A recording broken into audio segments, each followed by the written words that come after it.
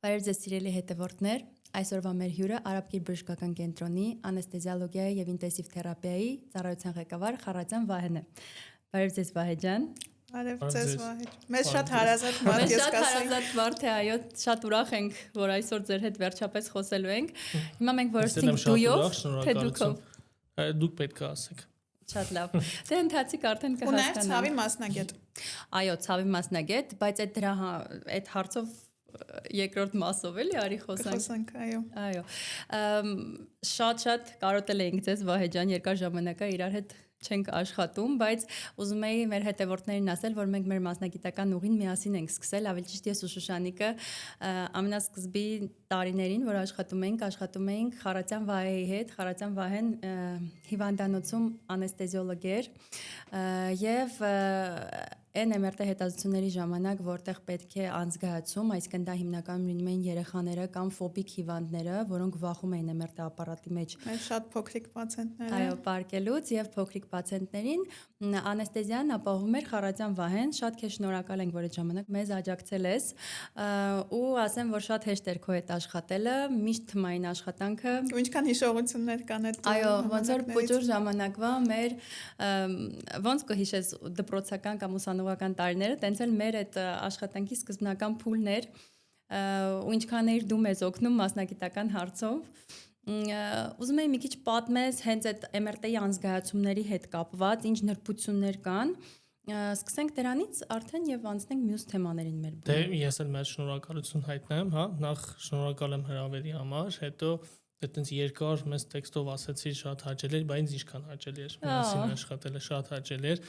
Եթե սկզբնական շրջանում նոր էինք ավարտել, չեմ հիշում, արձանատուրայի վերջին տարիներից էինք աշխատում, դե ավարտելուց հետո։ Դու արդեն փորձ ունեիր։ Հա, ամեն դեպքում վերջի տարին բավականին երկար աշխատեցինք, բայց վերջի տարին աշխատելու միակ նպատակը այդ հաճելի միջավայրն էր։ Հա, որովհետեւ չէր հետապնդում ոչ ֆինանսական, ոչ մասնագիտական հետաքրքրություն, ուղղակի շատ հաճելի միջավայր էր։ Իմ համար օրինակ միշտ ռեանիմատոլոգները շատ ծանր ռեանիմատոլոգիան շատ ծանր բնագավառ է եղել եւ զարմանում եմ ոնց են մարդիկ ընտրում դա։ Կպատմես մի քիչ քո մասնագիտական ուղու մասին, ոնց ես որոշել, որ պետք է դառնաս անեսթեզիոլոգ։ Հա, շատ դժվարանում եմ ասել, տենց հստակ ոնց որոշեցի, թե ինչ որ սպոնտան ֆակտոր է կար ամեն դեպքում մասնագիտությունը որոշելիս։ Ես իհարկե ավելի երիտասարդ, հա, ուսանողական տարիներին, երևի տղաները 90% ու ավելը միշտ մտածում են վիրաբուժական ուղղությունով, ես էլ բացառություն չէի, նույնիսկ երկար ժամանակ տենց մասնակցել եմ անոթային վիրահատություններին, հա, որպես ասիստենտ եւ այլն, բայց հենց գալիս այդ ամենավերջին պատասխանատու պահը, որ պետքա մասնագիտություն ընտրես, արդեն շատ ֆակտորներ ես հաշվի առնում։ Ֆակտորներից մեկը տեսեք, նայեք, մասնագիտություն վերջնական, այսպես ասած, կայանալու հարցում բաներ կար, որ քեզանից է կախված, բաներ կար, որ ուսուցիչներից է կախված, բաներ կար, որ երկրից է կախված, հա, շատ տարբեր հանգամանքներ կա։ Հիմնականում վերջում տատանվում էի այն ճյուղերի մեջ, որ ավելի շատ ինձնից է կախված։ Ու դա գնում էր sense թերապևտիկ, կիսաթերապևտիկ, հա, ինչ որ ճյուղերը տատանվում է, գնում էր կարդիոլոգիայի եւ անեսթեզիայի ինտենսիվ թերապիայի, ինչի, որովհետեւ կարծում եմ ինքը իր մեջ sense ընդգրկում է գրեթե բոլոր մասնագիտությունները, հա, քեզ մի տեսակ ոնց որ ավելի ունիվերսալ, հա, բժիշկ, միշտ ռոմանտիկ բան կա, բժիշկը միշտ ոնց բարդ է մասնագիտությունը, նո 22-23 տարեկան ես ընտրում, մի քիչ ինչ որ ռոմանտիկա կա, հա, այո, քո ծանոթներին, հարազատներին ոնց կարաս ավելի լավ օգնես, հա, այսինքն ավելի ունիվերսալ լինես, ինչ որ մի ճյուղով չգնա քո մասնագիտացումը։ Ռեանիմատոլոգներից որ խոսում ենք, ես միշտ ասում եմ, այ ինքը բժիշկ է, ռեանիմատոլոգը ոնց որ բժիշկ հենց այդպես է, այո, ճյուղը նա այդպես է սկսում, անեսթեզիոլոգիա, ինտենսիվ թերապիա, ռեանիմատոլոգիան մի քիչ ավելի հին տերմինոլոգիա է, հիմա օգտագործում ենք անեսթեզիոլոգիա, ինտենսիվ թերապիա արտահայտությունը, հա, որը որ կարծում եմ ավելի ճիշտ է։ Ու երբ որ ինչ-որ մի բան ա լինում քո կամ հարազատիդ հետ, միշտ են բժիշկների ցանկից ընտրում ես առաջինը Վահեն է, միշտ այդ մասնագետին, որովհետև այն որ բոլոր հարցերով կարաս դիմես։ Բայց իրականում տենց է, որ ես ասում եմ առաջինը Վահեն է, դա իրոք այդպես է, որտեվ ես առաջինը զանգում եմ քեզ, հետո մեր Բակունց Վահեի կնոջը Անին, որ մի հատ էլ Անին ասի, էլի ինչ անեմ, հատկապես երեխու հետ կապված, որովհետև շատ կարևոր մասնագիտություն է։ Դրա մասնագիտություն է։ հակառակ կարծիքն է կա, որ համ ամեն ինչի է, համ կոնկրետ ոչ մի բանի էլ բժիշկ չի էլի։ Դե նույն այդ ռադիոլոգների ֆենոմենն է, որ մենք տեղյակ ենք օրգանիզմի բոլոր հատվածներից, բայց որ շատ մարդիկ ասում են ռադիոլոգի գործը ինչ է, որ նկարա նայում ինքը, բայց իրականում դա շատ կարևոր բան է։ Ես մտածելով ռադիոլոգի հիմա։ Դե դրա ասում եմ դրա հակառակ կողմն էլ կա, որ ամեն դեպքում շատ պացիենտներ քեզ չեն համարում իրենց բժիշկը։ Նույնիսկ երկու ոլորտն է, եթե քննարկենք, մասնագիտությունը երկու մասից է, չէ՞, բաղկացած անեսթեզիոլոգիա եւ ինտենսիվ թերապիա։ Իհարկե դա որպես մի մասնագիտություն է անցնում, բայց մեծ մասամբ դեպքերում վերջում կողմնորոշում ես որ ճյուղում ես աշխատելու։ Կարող ես զուգահեռ երկուսն էլ աշխատել, բայց միևնույնն է, կարող ես ընտրել մեկը ու այդտեղ խորանալ։ Բան չունեմ ասելու, բայց առանց ձեզ ոչ մի վիրահատություն, ոչ մի ինչ-որ միջամտություն, որը անեսթեզիա է պահանջում, չի իրականում։ Անկամ MRT-ի հետ կապված մենք շատ ժամանակ չէինք կարողանում իրականացնել MRT հետազոտություն, որովհետև չունեինք անեսթեզիոլոգ այդ պահին ազատ կամ արկա։ Թե ճիշտ է, թերևս մանկական անեսթեզիոլոգիայի ամենալուրջ առավելություններից մեկն է, որ մի փոքր այդ գնահատումը ավելի բարձր է, քան ի նկատի չունեմ ֆինանսապես։ Մենք էմոցիոնալ տեսակետից գնահատել ենք եւ գնահատում ենք էմոցիոնալ տեսակետից մի փոքր հա եւ պացիենտների կողմից, որովհետեւ նայեք մեծ ասակի վիրահատության ժամանակ պացիենտը մոտենում է իր համար, իր բժիշկը, իր բուժող բժիշկը դա վիրաբույժն է։ Հա անեսթեզիոլոգիայի հետ կապված նույնիսկ կարող է չխորանալ։ Ով չի չհետաքրքրվեն, դե մենք ազգային նմանատիպ բան ունենք, չէ՞, որ սկսում ենք հետաքրքրվել հարց ու փորձ անել։ Ամբողջ ազգուտակով։ Հա, ամբողջ ազգուտակով հետաքրքրում ենք ով է լավ վիրաբույժ եւ այլն, բան չունեմ ասելու, բայց այ անեսթեզիոլոգիայի հետ կապված սովորաբար տենց բան չի լինում։ Այ մանկականը մի փոքր նրբություն լինի, որ շատ է եղել, որ պացիենտները եկել են, ավելի շատ հարցեր են տվել, ավելի շատ հետաքրքրված են եղել ու իրանց անհանգստությունը, վախը ավելի շատ կապված է անեսթեզիայի հետ կամ վիրահատության հետ։ Այնք դիցուկ օրինակ կարող ենք վերել, մենք աճուկային ճողվածքա հատման եկել 2 տարեկան երեխան կամ ավելի վատ ասենք, ավելի փոքր, 6 ամսական երեխան։ Ծնողներին այդքան շատ վիրաբուժական մասը կարող է չհետաքրքրի, ինչ կան անեսթեզիոլոգիա։ Այս մի առավելություն ունի մանկականը էմոցիոնալ տեսակետից նկատի ունեմ։ Ես քո հետ համաձայն եմ, բայց հատկապես MRT-ի տեսանկյունից մենք ինչքան էինք ասում, մի հատ անեսթեզիոլոգի հետ զրուցեք, քանի որ դու քո փորձով միշտ պացիենտների հարազատներին կարողանում ես դեպի ավելի հանգիստ վալնայի ալիքի վրա դնել եւ այդ մարդիկ հասկանում են, որ քեզ կարելի է վստահել։ Այսինքն մինչեւ քո հետ չխոսան, այդ մարդիկ չեն վստահի իրանց երեխայի առողջությունը։ Հա, շատ կարևոր բան է, որ պիտի երևի անեսթեզիոլոգը հասկանա, որ իր հոգեբանական գործը ոչ միայն այդ հարվիրատական շրջանը անվտանգ անցկացնելն է, այլև ստրեսը նվազեցնելն է։ Այսինքն կարող անվտանգ լինի ամեն ոչ մի խնդիր, բարդություն չլինի, բայց նաև ստրեսն է շատ կարևոր։ Ու դու պետք է այնց անես, որ ստրեսն չլինի, հատկապես եթե խոսքը գնում է երեխայի մասին։ Իսկ MRT-ի անզգայացումից առաջ կասես, ինչ պետք է անի պացիենտի հարազատը, որ գա անեսթեզիա, այսինքն այդ սոված ծարավը։ Հա, առհասարակ հարցը միայն MRT-ն չէ, ցանկացած անեսթեզիոլոգիական միջամտությունից առաջ, խոսքը գնում է պլանային միջամտությունից առաջ, դա այսպես ասած դատարկ ստամոքսը, հա, պահպաներն է, որպեսզի բարդություններ չունենանք, ասպիրացիայի խնդիր չունենանք, հստակ կան պրոտոկոլներ, հա, նույնիսկ ինչ սնունդը ինչքան ժամանակ պետք է։ Ես տես դեպքեր եմ հիշում, որ երեխայի հարազատը տատիկը ինչ որ մի քթալ գրեջ կամ մածուն ջուր էին տալի, հարազատին հարցնում էի տատիկին կամ մամային, ասում էի երեխուն պատրաստել եք, սոված եք բերել, ասում էին այո, իսկ փոքր երեխուն էի նույն հարցը տալի, ասում էր հա, ինձ տվել են ուտելիք են։ Հա, դա շատ որ խափում է։ Այնպես որ սիրելի հետևորդները շատ կարևոր է ձեր երեխաներին, եթե նշանակվում է, որ անեսթեզիայից առաջ պետքա սոված դատարկ ստամոքսով սոված ծարավ բերել, այդ երեխայի համար է ասվում ու դա շատ կարևոր է։ Պետք չի տատիկին լսել, որ ասում ես կեր որ նարկոզին դիմանաս, չէ՞, այնց արտահայտություն կա։ Մեկ էլ ես հիշում եմ, որ քթի արակից խորոչների բորբոքումով եւ նշիկների բորբոքումով չէիք վերցնում, որովհետեւ եթե շատ մեծ է բորբոքումը, էլի ասպիրացիայի վտանգ կա։ Սենց ասեմ, մենք էլի եմ ասում, ստեղ պետք է հասկանան մարդիկ, որ խոսք գնա պլանային միջամտության ժամանակ։ Եթե մենք խոսում ենք շտապ ինչ որ միջամտությունների, վիրահատությունների մասին, անհետաձգելի միջամտություններ, կյանքի ցուցումով, հա, օրինասող պացիենտին ոչ մեկ չի խորնալու այդ բային հիվանդը ինչ որ վիրուս ունի թե չունի, հա, բրոնխիտա թոքաբրոյական չի։ Այստեղ գերակշռումը օգուտ վնաս, հա, հարաբերությունը, բայց եթե խոսք գնում է պլանային միջամտություններ, մենք պետք է մաքսիմալ ապահովենք պացիենտի անվտանգությունը։ Ինչ որ մի միջամտություն, ինչ որ մի գործողություն, մի բանից խուսափել, եթե նույնիսկ 1% կամ 0.1%-ով է իջացում ռիսկը, մենք պետք է դա անենք, որտեղ միտք չկա։ Խոսքը հենց այդ վերին շնչուղների ինչ որ ինֆեկցիաների մասին կամ օբստրուկցիա ակտիվ ինֆեկցիան կամ վերջին ինֆեկցիայից հետո ոչ բավարար ժամանակ անցնելու պարագայում շնչուղները դեռ գերզգային են։ Ցանկացած մանիպուլյացիա, իսկ անեսթեզիան արդեն կա նախատեսում վերին շնչուղների հետ կապված մանիպուլյացիաներ։ Շնչուղները գերպատասխան են տալիս։ Հա, կարող է դիտվել լարինգոսպազմ, բրոնխոսպազմ, սրանք կարող են նույնիսկ կյանքին սպառնացող իրավիճակ լինել։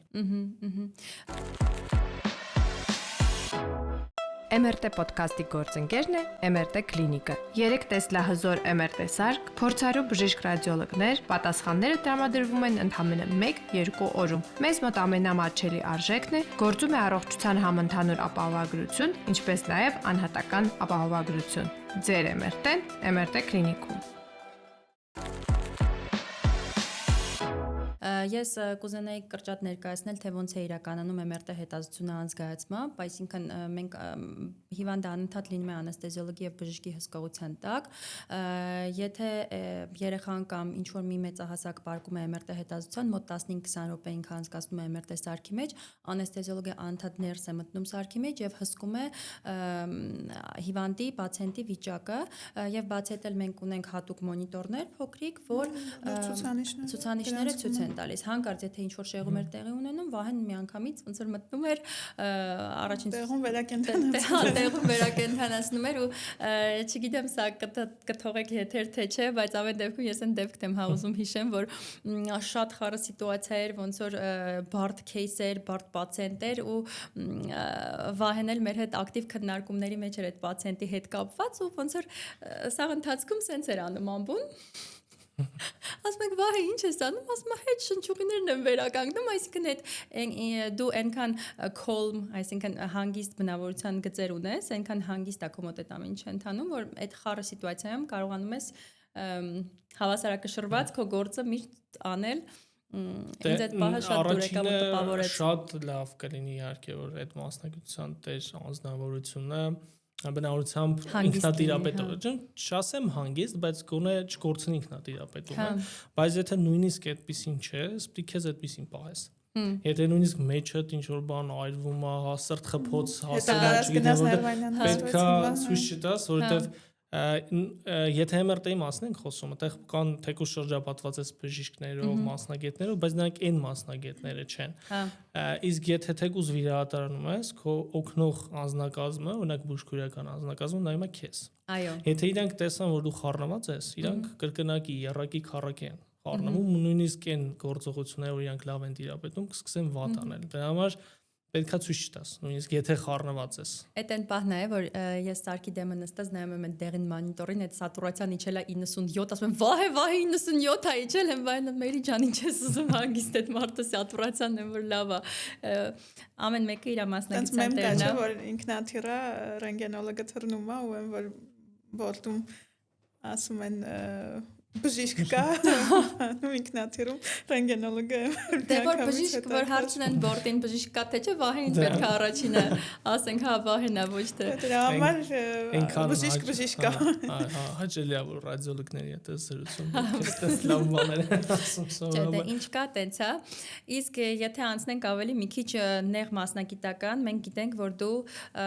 ցավի դեմ ես պայքարում, հատկապես օրինակ լումբալգիաների եւ վերջույթների ցավերի գալիս ցավի մասնագետ արտահայտությունը։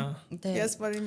բարեկամներին ուղարկում եմ Վահեի մոտ, ասում եմ ինքը ցավի մասնագետ է։ Բայց դու նկատել ես չէ՞ որ հիմա ավելի հեշտ է այդ ինֆորմացիան ասելը, քան օրինակ մի քանի տարի առաջ։ Իհարկե։ Հիմա արդեն պացիենտներն են սկսել հասկանալ որ տենց բան կա։ Բայց հիմա դաժե MRT-ի բժիշկները։ Հա, երբ որ ես էի սկսում, այդքան էլ դա դժվար էր ասելը, հա։ ինտերվենցիոն ցավի կառավարում կամ ցավի մասնագետ այդ ինչ էր պացիենտները չէին նույնիսկ բժիշկները չէին հասկանում այդ ինչա Այդ եմ ուզում ասել ինչա Ես հիշում որ դու գնացել Ամերիկայում էիր վերապատրաստվում ինքը իհարկե համեմատաբար նոր ճյուղ է բայց նոր ճյուղ չի նշանակում 5 տարվա Հայաստանում էլ ավելի նոր է բայց դրսում իհարկե չեն զարմանում ինքը պահանջում է fellowship 1 տարի արձինատուրան ավարտելուց հետո ովքեր կարող են անել fellowship pain management-ի դա անեսթեզիոլոգները, ռադիոլոգները, նեյրովիրաբույժները բայց 80% ավել դեպքերում անեսթեզիոլոգներն են ընտրում Դե հա, քանի որ դուք անթաց սպինալ անցկացման հետ այսինքն այդ մանիպուլյացիաները, տեխնիկաները ու պլյուս դեղորայքի հետ աշխատանքը ավելի շատ անեսթեզիոլոգիայի բնական պրակտիկայի մեջ արդեն կա, դրա համար ավելի հեշտ է, ռադիոլոգիայի համար հեշտ է, որտեղ ինքն էլ ինտերվենցիոն ցավի մասնագետ իր մանիպուլյացիաները անցկացնում նավիգացիայով, դա կամ ուլտրաձայնային է կամ ռենտգենն է այս մասն էլ ինքն է նոր սովորում այս ռադիոլոգների առավելությունն է նաև որ իրանք դա արդեն տիրապետում են իրանց ներարկումների հետ մենք եթե նկատած կլինեք կան նաև մասնագետներ ռադիոլոգներ ովքեր զբաղվում են ինտերվենցիաներով ասես մի հատ դա ոչ հետազոտություն է ոչ ինչ-որ մի բան բայց հետաքրքիր բան է որ նկատել եմ կարող դուք է նկատացնեք եթե անեսթեզիոլոգն է զբաղվում որպես հիմնական նավիգացիա օրինակ օգտագործում է բանը CR-ը ռենտգենը եթե ռադիոլոգը կատեն ավելի լավ է վիզուալիզացիան ավելի լավ է պատկերացնում ռենտգենով ճիշտ է կատեով ավելի լավ է վիզուալիզացիան ավելի լավ է պատկերացնում ավելի ապահով է բայց ժամանակը շատ ավելի երկար է երևի 2-3 անգամ կարող գերազանցել միջամտության տեղողությունը եթե մի միջամտություն ես ռենտգենի հետ CR կամ EOP ավելի հայրենասիրական տերմինաբանությամբ կանեմ 15 րոպեում, կատեով դա միգուցե լինի 40-45 րոպե։ Իսկ ինչի են ընտրում, որովհետև իրենք տեխնիկային տիրապետում են կատեին։ Դա էլ ավելի ապահով է, դնում են մի կողմ այդ իր թերությունը, այսպես ասած, երկար տևողությունը։ Երբ որ անեսթեզիոլոգն է ընտրում ավելի հեշտ է սովորել CR, ռենտգենը ավելի հեշտ է, վիրը հատարանում է, իսկ դա քո միջավայրն է։ Էոպնել է հարմար։ Էոպնել է հարմար, հա, քեզ էլ դա է հարմար ու ավելի արագ ես անում։ Եթե պետք է սովորես մի բան, դու ընտրում ես այս տարբերակը։ Դրա համար քոնդրությունը կանգնում է CR-ի, դե ուլտրաձայնը այսօր իմ կարծիքով մի հատ բան է, որ դե արդեն ամեն մասնագիտություն իր մասնագիտական մասը դե ուլտրաձայնի տիրապետ։ Եկեք մի հատ բացենք ինչ է նշանակում ցավի մասնագետ եւ ինչ միջամտություններ ես դու կատարում։ Տեսեք, ինչ է նշանակում ցավի մասնագետը, սենց որ շատ երկար խուճուր սահմանումներ չանենք, միտքը հետեւյալն է։ Ցավը բոլորս գիտենք, որ ախտանիշ է, հա, ինքը տարբեր խնդիրների դեպքում ահազանգ է օրգանիզմում, հա, որ ինչ որ վնասում կա կամ ահազանգող վնասում կա։ Ով որ ցավից մեռնում է, MRT-ով L4-L5 մակարդակում, սրտամկանի ինֆարկտ է, որը ուղեկցում է ցավով, չէ՞, այստեղ ցավը չենք բուժելու։ Պետքա բուն խնդիրը բուժենք։ Հա, երբ ենք ցավը բուժում, երբ որ ցավը խնդիրը չես կարող։ Հա, երբ որ բուն խնդիրն է ցավը։ Հա, ինքը ցավը, արդեն քրոնիկ ցավը դա ուղղակի պարզապես երկար ցավը չի, երկարատև ցավը չի։ Հա, կա տենց ժամանակային տարբերակում 3 ամսից ավել տևող ցավը արդեն կարա դասվի քրոնիկ ցավ, բայց քրոնիկ ցավը այն դեպքում ենք ասում, երբ որ ինքը դարել է առանձին նոզոլոգիական միավոր։ Չկա ուրիշ այլ օրգանական խնդիր։ Խնդիրը հենց ցավն է, ու ցավից բխող խնդիրներ, այդ դեպրեսիան, հա, տրամադրության անկում, աշխատունակության անկում, այսինքն սրանք բոլորը ցավի հետևանքներն են, ցավը խնդիր ունես բուժելու, որտեղ այլ բուժելու բան չկա։ Դու դեռ մասնագիտացված ես ողնաշարի ինտերվենցիայի վրա, չէ՞։ Տեսեք, իրականում չէ ամեն ինչի հետ կապված, բայց քանի որ պացիենտները հիմնականում շատ են ողնաշարի հետ կապված, ոնց որ ստացվում է, որ քո գործունեության 80% ու ավելը դա մեջքի ցավերով պացիենտներն են։ Հա, այս պարագայում ես կընդունեմ, որ ոչ բոլորն են, որ քրոնիկ ցավի մեջ են մտնում, բայց քանի որ դու այդ միջամտություններին տիրապետում ես, անում ես, կարելի է եւ ոչ միայն քրոնիկ, այլ նաեւ սուր ցավով զբաղվես։ Օրինակ, եթե խոսանք ճողվածքի հետ կապված իրավիճակին, միգուցե սա չի մտնում այդ քրոնիկ ցավի կոնցեպտի մեջ։ Հա, բայց ամեն դեպքում նույնպես զբաղվում ենք։ Բայց մի բան ասեմ, էլի, օրինակ շատ ճիշտ ուղղություն ասա այն դեպքերի համար, որ եթե օրինակ մենք դիցուկ այն ժամանակ տեսնում էինք ճողվածք, մենք մեր ուղղորդումը կամ նեյրովիրաբույժներ կամ նյարդաբանը։ Հիմա մենք մեր ուղղորդման մեջ արդեն ավելացրել ենք նաև ինտերվենցիոն մասնագետներին, ձերպես ցավի մասնագետներին, որ եթե նյարդաբանը եւ նեյրոխիրուրգը այս պարագայում չեն կարողանում համապատասխան բուժում իրականացնել կամ պացիենտի ցավի ախտանիշը չի նվազում, այդ պարագայում ինքը ուղղորդվում է ինտերվենցիոն մասնագետի, որը միանգամայն որոշ ժամանակով, ճիշտ է, ժամանակավորապես է, չէ՞, ձեր միջամտությունը։ Չեմ ասի, այդ տարածված բանն է կա, չեմ ուզում ասեմ միֆ, բայց ես չի ասի դա խոսք գնում ժամանակավորի մասին։ Նայեք, այդ հարցը շատ իրականում բարդ հարց է, օրինակ մենք եթե ճողվածքից ենք, չէ՞, խոսում։ Նայեք, ինդիվիդուալիստ։ Նայեք, չէ, մենք երբ ենք համարում բուժվածը, օրինակ ինչ է նշանակում բուժված ճողվածքից։ Երբ որ մենք տեսի, այդ եմ ուզում ասեմ, ասենք պետք է միասկզբից հասկանանք, երբ ենք համարում վերջնական բուժված։ Եթե վերջնական բուժվածը համարում ենք, որ ճողվածքը հեռացրել է, բայց խնդիրը նա է, որ ճողվածքը դա հետևանքն է, դա խնդիրը չի։ Բուն հիվանդությունը դա դեգեներատիվ դիսկի հիվանդություն է, DDD կոչված է։ Այսինքն ռեցիդիվը նույնն է, չէ՞, էլի կարակերպի Ուրեմն դա չի համարվում բուժված։ Այդ դեպքում հա կարող ենք այդ ինտերվենցիոն միջամտությունները, հա, բլոկադաներ, աբլյացիաներ, սրանք նույնպես համարենք ժամանակավոր, բայց եթե սրանց համարում են ժամանակավոր, ուրեմն վիրահատությունն էլ է ժամանակավոր։ Եթե համարում ենք բուժվածը այն պարագայում, երբ որ պացիենտը չունի ցավ, չունի աշխատունակության սահմանափակում, հա, ինքը գանգատ չկա, նեյրոպաթիա չկա, ինքը հանգիստ իր առօրյայով ապրում է, ուրեմն սա էլ է համարվում բուժում։ Հա, դրա համար նայած ոնց այդ հարցին նայենք։ Եթե իրոք բժշկական առումով խորանանք, կարող պետք է ասենք, ուրեմն վերջնական բուժում չկա դրա։ Բարձա։ Որ դեպքում է, երբ որ պացիենտը գալիս է քեզ մոտ եւ դու ուղղորդում ես MRT-ի իրան։ Որ դեպքերն են։ Տեսեք, նու կարող ենք ուղեկցվել, ասպես ասած, միջազգային ուղեցույցներով, հա, բայց շատ հաճախ Հայաստանի պայմանները մի քիչ շեղվում ենք, չէ՞ դրանից, հա, ասենք, եթե միջազգային ստանդարտներին նայենք, դու պետքա բուժես, եթե մինչև այն ժամանակ, երբ որ կամ չի ստացվում կոնսերվատիվ բուժումը, կամ ունենք այսպես ասած նեյրոպաթիա, հա, զգալական կամ շարժողական խնդիրներ, սրանք միգուցե հանդիսանան MRT-ի ցուցումներ, բայց իրականում մեր առօրյա պրակտիկայում մի քիչ շեղում ենք, հա, եթե դու կլինիկորեն իսկապես երևում է, որ ճողվածք կա, քեզ պետք է վիզուալիզացիա, որպեսզի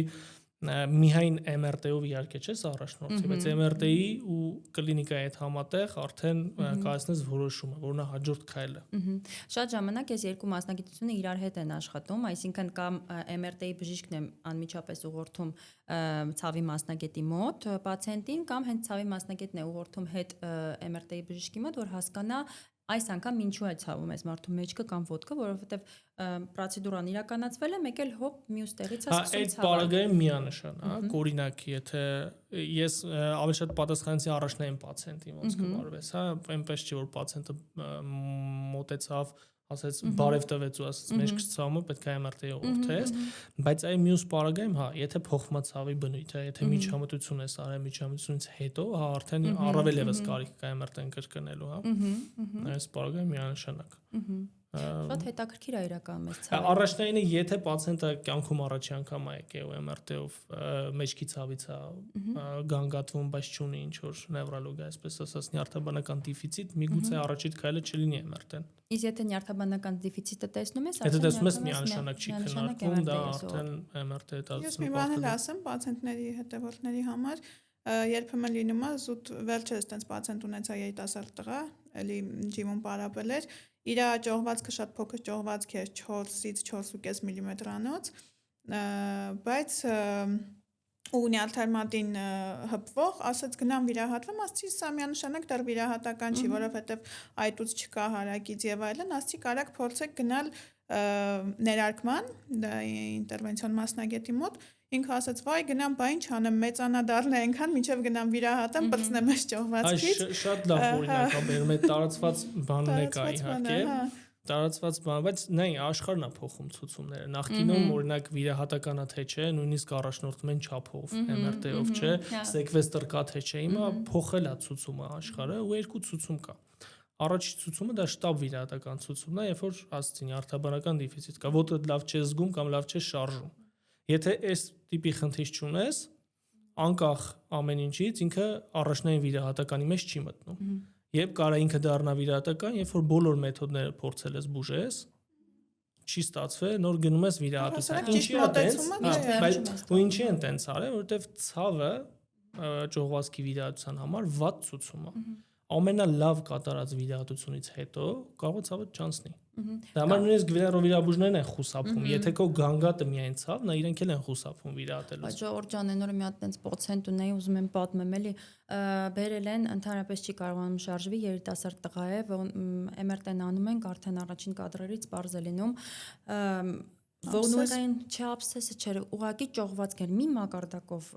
վահե ճողվածք էր ու ինքը զբաղեցրել էր ամբողջ ողնուղային կանալը, ամբողջը 2 մմ էր մնացել, այսինքն այդքան ստենոզի էր ինքը բերել, աբսոլյուտնի ստենոզ, բացարձակ ստենոզի էր բերել ու ինչքան էր մարդը ապրել տենց ցավով, որ ասում եմ ձեր ոտքը մինչև այդ ցավում էր, բահա ցավում էր, բայց այսքան ուժեղ չէ, ուղղակի Ժողովուրդ ջան, այդ տիպի չափի գրիժաները իրանք մի օրում չեն առաջանում, հա, կարող է տենց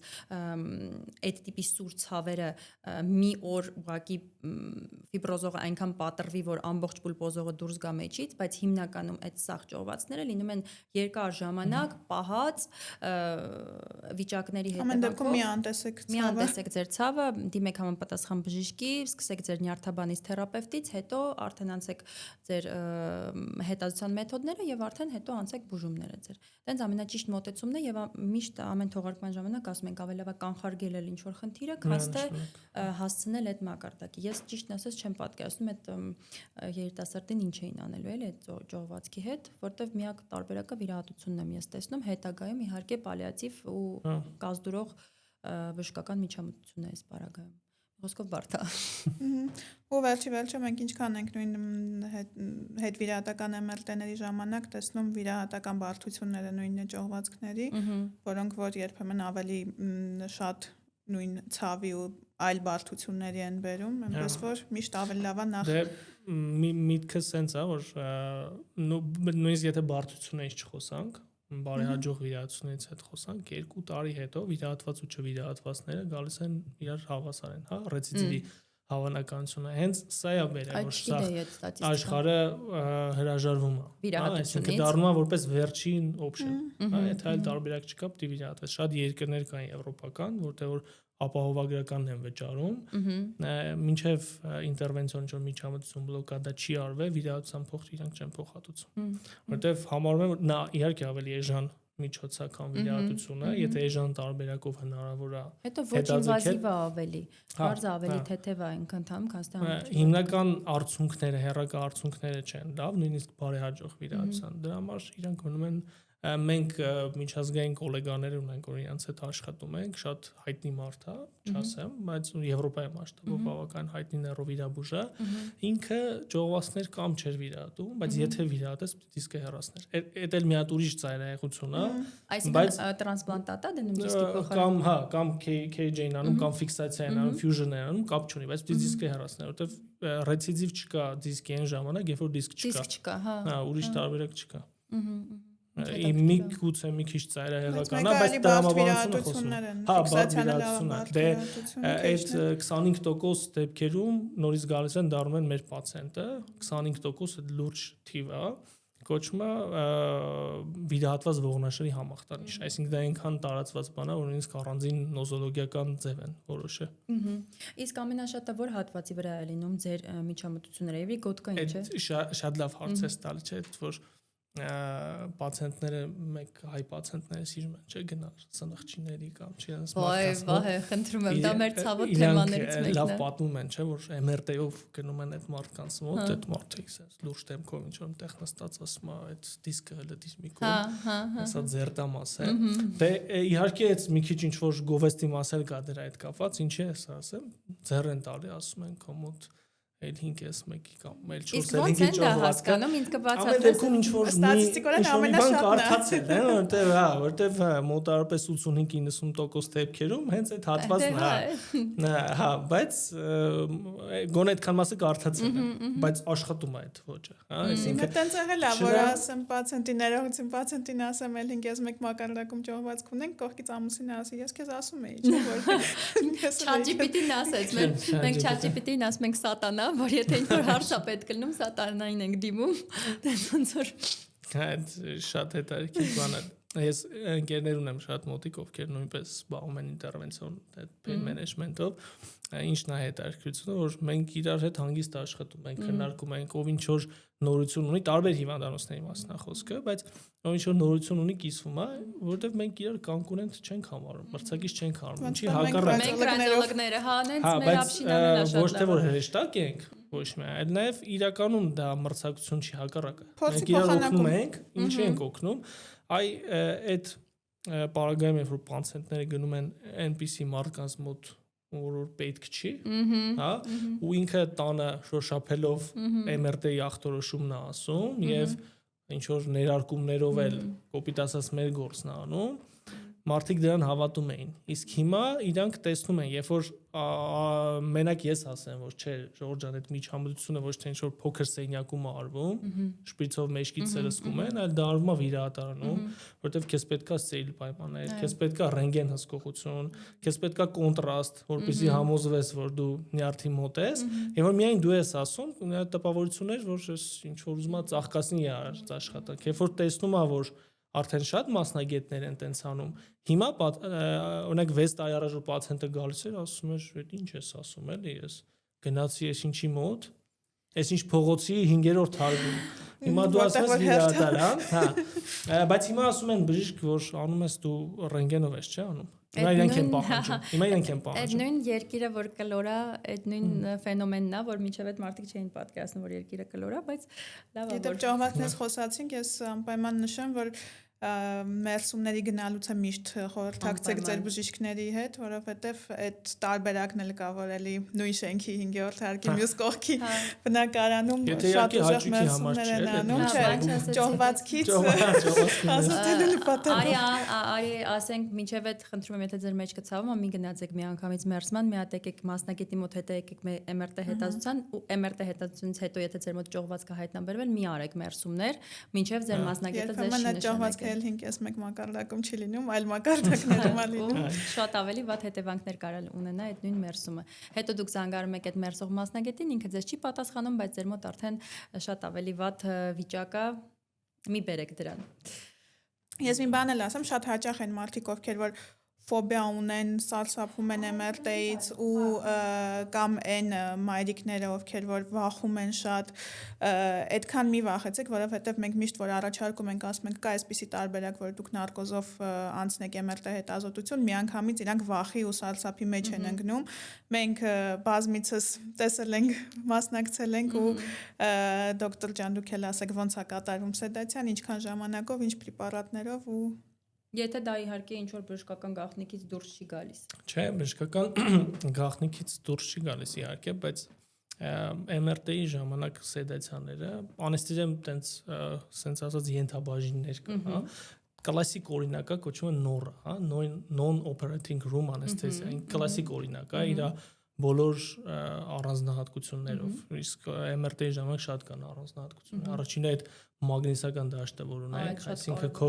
սովորական սարքավորումները այդտեղ չեն աշխատում։ Քեզ այլ սարքավորումներ պետք է MRT համատեղելի սարքավորում։ Դա ամենակարևոր առանձնահատկությունն է։ Երկրորդը, որ էլի որ տհաճ է, այսպես ասած, առանձնահատկությունը, պացիենտի հետ այդ այսպես ասած հասանելությունը, հա, երբ որ ինքը սարքի մեջ է ու հետազոտվում է, քեզնից հեռու է։ Դու անմիջական հասանելիություն չունես շնչուղների հետ աշխատելու, ինչը որ մի փոքր բարդություններ է առաջացնում, հա։ երեխաների պարագայում եթե խոսանք, դե մեծ ասակները հիմնականում դա կլաուստրոֆոբիաներն են, վախն են այդ փակ տարածությունից։ Ցուցումները անեստեզիայի, կլաուստրոֆոբիա։ Երեխաների պարագայում չէ, մինչև այսպես ասած դպրոցական, նախադպրոցական տարիքը իրանց դժվար է հանգիստ պարկել։ Մեր մոտ ամենափոքր տարիքը եղել է 8 տարեկան, որ պարկել է անեստեզիայի, բայց ինքը եղել է շատ գիտակից երեխա ու ինքը ուռուցքով երեխա էր։ Եկեք ընդունենք, որ ուռուցքով բալիկները շատ ավելի հասուն են ու ավելի մեծ են, իրանք շատ մեծերից ավելի լավ են պարկում, բայց այն երեխաները, որոնք առաջին անգամ են MRT գալիս ու իրանք չեն պատկերացնում, որ իրանք իրոք պետք է այդ հետազոտությունը, երբեք համոզելով չես կարողանա պարկացնել, հա։ Դրա համար երբ որ ծնողներին հարցնում ենք ձեր երեխան օրինակ 8 տարեկան է, դուք ոնց եք մտածում կպարկի հետազոտությանը անշարժ, ծնողը պետք է օբյեկտիվ հասկանա, որ ինքը այս պարագայում պետք է երեխայի շահերից խոսա եւ ասի, որ չէ, չի պարկի իմ երեխան, որովհետեւ ինքը երեխային ճանաչում է, եթե շարժուն երեխա է, հաստատ չի պարկի, բայց եթե հանգիստ երեխա է, միգուցե եւ հնարավորություն կա։ Իհարկե հիմա տենդենսիա կա, այսպես ասած, նոր ճյուղը awake MRI, հա, կոչված է, որ սկզբնական ճյուղը այսպես է, ինչպես անես, որ ապահով լինի սեդացիան երեխաների համար, MRT-ի ժամանակ հաշվի առնելով այս առանձնահատկությունները, որ ասեցի։ Հիմա մյուս ճյուղը